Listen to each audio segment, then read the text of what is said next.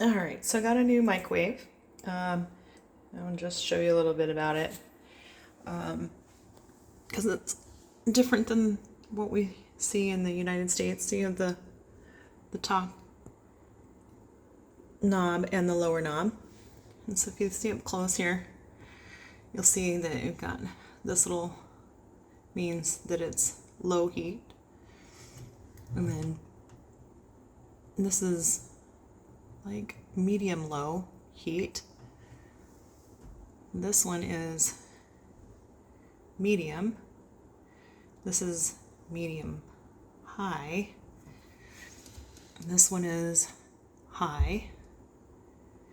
And then down here on the bottom is actually grill. So you can grill in the microwave.